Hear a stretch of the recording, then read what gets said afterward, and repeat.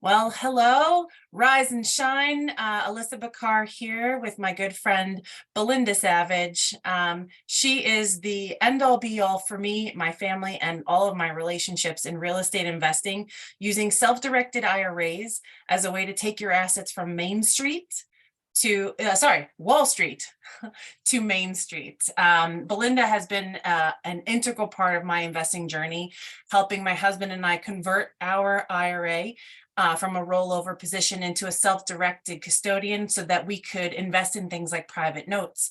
And that's what got us started in real estate investing. So, 3 years later, I can attribute much of my success financially with real estate investing knowledge and savvy to Belinda, as well as the relationships that are helping my husband and I grow our portfolio and do the thing that we want to do for the rest of our lives. So this woman comes with a lot of weight.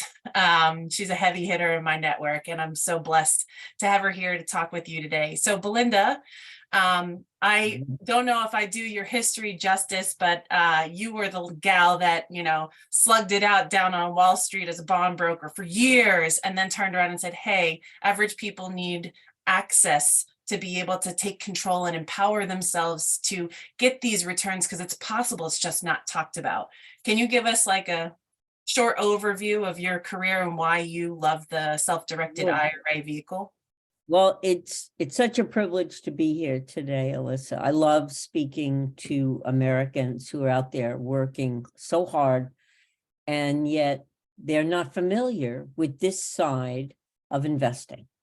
They're told, I think, from the time they start looking at a television, that Bloomberg and Fox Business are the epitome of what makes the country work, when in fact, that's not the truth. So I came out of Wall Street, started when I was 17. And I went to college, went to Wall Street, and I was a research analyst, but more so an institutional bond trader. I was one of the first 6 women to ever trade. And needless to say, I learned the foreign markets plus the domestic markets up until 23 years ago. And suddenly I was introduced to a situation through an interview for a job in San Francisco with the Trust Custodial Bank. And I was one of 9 people, the rest were guys, to gain knowledge of the fact that you could take a retirement account, any kind of retirement account, pension, 401k, could be an old IRA, it could be an inherited IRA. It does not matter, but the law states that you're allowed to take that money away from Wall Street and position it on what is called a self-directed trust custodial account and invest it into the other 23 asset classes. Now, you need to know stocks and bonds are asset classes. So stock represents equity position, and the debt position is a bond. But whatever happened to the other asset classes, which have been treated like stepchildren? For instance, real estate, not only domestic, but international, residential, commercial, or even a multiplicity of different uses, multi-use. You're allowed to have private notes.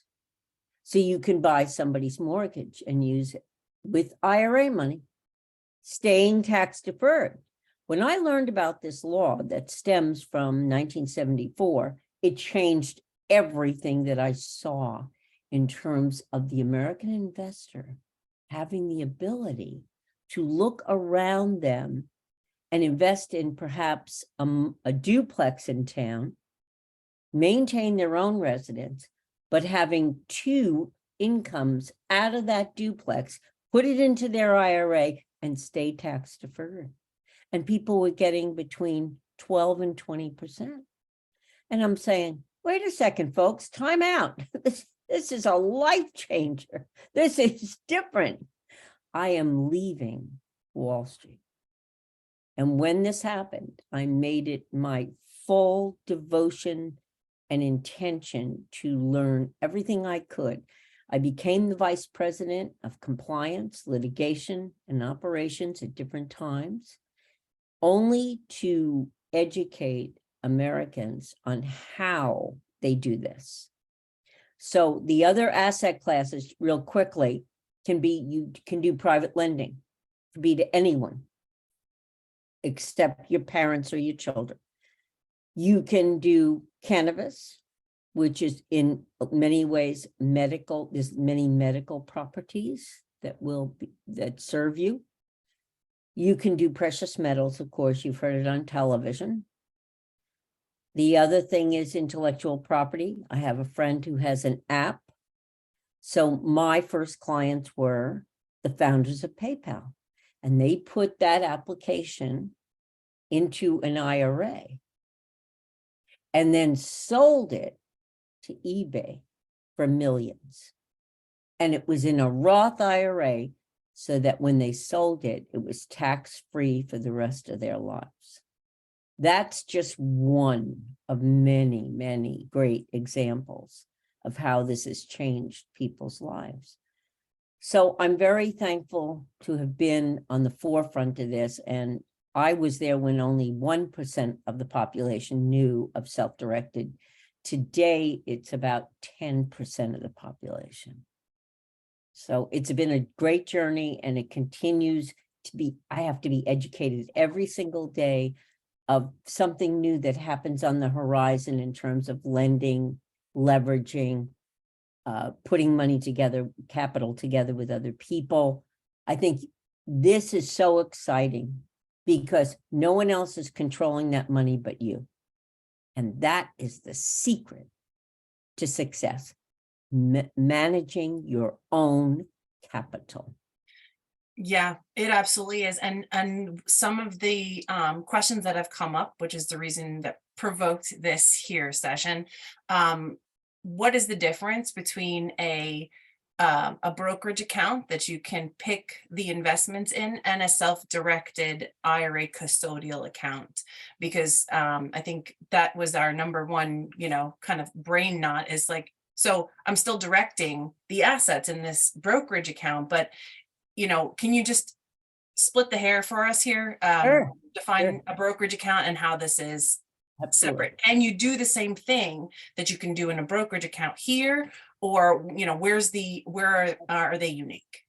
So financial institutions were very clever. They stole the whole concept of self-directed. As soon as they saw that it was becoming popular, Fidelity took it and they said, oh, you're self-directed. You can choose from a mid-Pacific to a long-term bond fund. And they thought that that's self-directed. You're still within the same two asset classes. So where are you changing? You're not changing, and you're paying them unbelievable amounts of fees. But if you move your money from Wall Street, where somebody else is controlling it, if when news comes about, it's being manipulated and managed by people who are very high up in government or in corporate positions, now you're moving it to us in Main Street. Totally different asset classes. Plus the fact you're not paying anybody fees except to hold the account, which is an annual account, an annual fee. So completely different. Don't get denied this accessibility that you can take part or all of your tax deferred or tax exempt funds, move them onto the platform of a true self-directed IRA. Then you will have full control and pay less fees and gain double-digit returns. Double-digit return on investment, ROI, is so incredibly important because there's not only just success that you see each month, but now you're gaining a portfolio that will serve you into the future. Yeah. Can you invest with a self-directed IRA into stocks or bonds? Yes, you can. You can still go back into Wall Street. There's no problem there. Okay. That's not an issue whatsoever. Yeah. And can you speak a little bit to buying real estate as an asset? Like, can you use your IRA to buy an investment property? And what are some of the advantages and disadvantages of buying a property inside your IRA? So a majority of my clients have started in real estate simply because the asset class is so familiar to us. We all need shelter. And housing, we know that asset class has demonstrated through history for the last 40 years, 48.9% increase in returns. What is wrong with that? Show me Wall Street, which has only been identified with an 18% increase. And now you have to look at more than 500 stocks. Why would you want to do that? So the whole idea is to take the IRA, which now will hold this house. We're going to pretend this is your new real estate property, and you're going to buy it inside your IRA. And there it is. So instead of buying 100 shares of Apple, you've now put your money into a real dwelling. It's called a hard asset. The other thing is you can leverage this. You do not have to pay the entire price. And another thing, life does not begin and end in California and New York. There's so many other locations where my friends who live in those places, but invest in Des Moines, Iowa, Pittsburgh, Pennsylvania, Louisville, Kentucky, Indianapolis, Indiana. There's so many different places which are rich in value.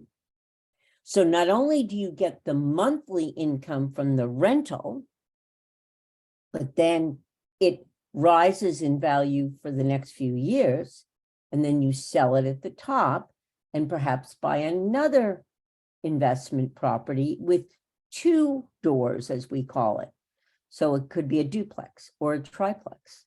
So imagine my son just bought a triplex for, I think it was $200,000 in Connecticut, and he's making, is it about $3,100 a month, which is good money. So all I can say is there's so many great examples. You yourself, Alissa, know this. We work at it hard at the beginning, but the return on our investment is so much greater. And to go to bed every night knowing, I own this. I tell my kid, you own this for life. Nobody can take this from you. Yeah. And IRAs are protected even in bankruptcy. So, and that was a landmark case, by the way. Wonderful. And just one last question, and then I'm gonna close up our recording and then take questions from our Sure. live participants here. The aspect of using a self-directed IRA to buy an asset that you can't personally benefit from, it all has to go back into your IRA. Because of all the rules and regulations around disbursements and qualified funds. We can go into that, and anybody watching this who wants more information, I will connect you with Belinda, because she has a wealth of knowledge. I want to know just specifically, is there a way to buy and manage and perhaps be paid for the management of the asset through a self-directed IRA LLC? I know there are structures out there where you can buy it and manage it and be able to benefit from it without taking disbursement. Can you just speak to that quickly? Because I know it's a huge topic. I just wanted to open up the conversation here briefly. So the one rule, there's 2 rules. One rule is you may not self-deal. So if you're managing this portfolio with real estate or private notes, you may not participate with sweat equity. You can't go in and use a hammer or a fix and be a plumber. So real estate has to be conducted at arm's length. So therefore you have to hire people to work on the house or the dwelling. Maybe it's a 12-plex or a 3-plex, but you've got to remain very distant. And you consider that because you have this huge tax benefit to grow everything with no capital gains And then you treasure those capital gains and you grow them again. So you can't do that. The other thing is, you may not, you want to manage it, but just with making decisions. So you'd prefer to have it in an LLC for asset protection, and it's something else we teach and train people up. What's the business structure? Where are you at in life in terms of your job? We want to optimize your taxes. When you're working as a 1099er, you get to have 25% of your income reduced on your taxes, and yet you get to contribute that to your SEP IRA. It's marvelous. So there's so many different things that come up in here, and we could go on and on. It's a huge subject. But I think what you have to understand is we take everyone individually. We want to understand your background. What are your goals? And then we move forward together and we walk together, you, myself, and the client. Right on. Does that give you an overview, or is there something else you'd really like me to touch on? I think that broadly answers the question for now. We'll have to have you come back for session 2 once we get some feedback around how many other questions are provoked based on this mind-blowing information that is, not so much secretive, but it's covert. You have to look for it to find it. So I appreciate you, coming to share here and allowing us to record and then disseminate your information and your wisdom, because I know that it's taken a lifetime for you to gather this wisdom and that your mission is to share it. So I appreciate you sharing it with me and investing in my prosperity personally and professionally. And so for now, we will end the recording. If you want access to Belinda, give me a call and I will set it up. Drop your information in the comments and we'll get to you. So for now, have a really awesome day and see you all soon. Thank you.